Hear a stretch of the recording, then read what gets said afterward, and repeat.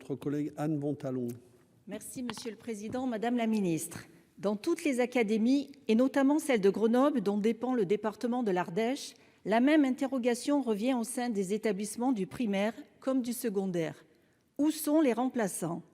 Une question que la Cour des comptes se pose également, puisque dans son rapport du 2 décembre 2021, elle a estimé que près de 10% des heures de cours dans le second degré ont été perdues sur l'année scolaire 2018-2019, soit 24% de plus que l'année précédente. En effet, pour les absences inférieures à 15 jours, le remplacement n'est effectué que dans un cas sur 5. Et dans ces situations, l'enseignant de secours ne parvient pas toujours à faire le lien entre le professeur référent et les élèves, ce qui génère une discontinuité dans l'apprentissage et une perte de temps pour la classe. La question du remplacement est cruciale. Outre qu'elle doit permettre aux élèves de subir le moins de désagréments possible dans la poursuite du programme, elle porte aussi en elle le principe de continuité du service public. Or, la lourde machinerie de l'éducation nationale s'est grippée et ses rouages ne tournent plus. Aussi, Madame la Ministre, quelles pistes innovantes le gouvernement imagine-t-il? Au plus fort de la dernière vague de Covid-19, les professeurs récemment retraités avaient été mobilisés. Quel bilan tirez-vous de cette expérience? Et quelles autres pistes envisagez-vous pour garantir que dans l'école de la République, chaque matin, les élèves trouvent un enseignant devant eux? Merci. Merci. Madame la Ministre. Monsieur le Président, Madame la sénatrice Ventalon, la question du remplacement des professeurs absents constitue une préoccupation majeure du ministère chargé de l'Éducation nationale, puisque, comme vous l'avez dit, elle touche à la continuité et à la qualité du service public. Pour faire face à la crise, le gouvernement a annoncé le 13 janvier de nouveaux recrutements conduits par les rectorats pour renforcer les équipes et assurer un meilleur remplacement, notamment grâce à 3 300 professeurs contractuels supplémentaires jusqu'à la fin de l'année scolaire.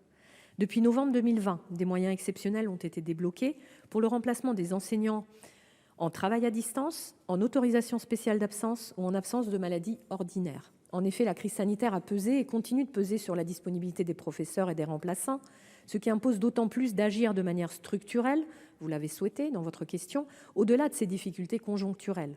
Et c'est ce que nous faisons. Afin de réduire les absences, donc le besoin de remplacement, nous indemnisons des formations effectuées pendant les petites vacances depuis 2019, 120 € par jour pour les personnes qui y participent. Il est désormais possible de déporter les temps de formation et autres obligations des enseignants hors de la classe, lorsque cela est possible, comme par exemple le mercredi après-midi. En aval, il s'agit d'améliorer la prise en charge du remplacement des professeurs absents. L'engagement 11 du Grenelle de l'éducation, qui se nommait ainsi « Assurer une continuité pédagogique efficace », prévoit ainsi qu'en cas d'absence d'un professeur, les écoles et établissements devront assurer la permanence pédagogique sur l'ensemble du temps scolaire prévu pour les élèves, dans le premier comme dans le second degré. Et comment on y arrive? Par l'expérimentation d'une solution numérique dédiée au premier degré dans 16 départements, qu'on teste aujourd'hui, qui vise à améliorer l'efficience des remplacements, par l'optimisation des organisations actuelles de remplacement dans le second degré en s'appuyant sur les espaces numériques de travail, et également par le recours à des dispositifs de type cours en ligne ou travail en autonomie anticipé et encadré sous la surveillance d'un assistant d'éducation. Parallèlement, nous investissons massivement pour améliorer l'attractivité du métier de professeur. Je vous remercie. Merci Madame la Ministre et nous vous remercions puisque vous en avez terminé avec les questions pour ce matin et je veux saluer.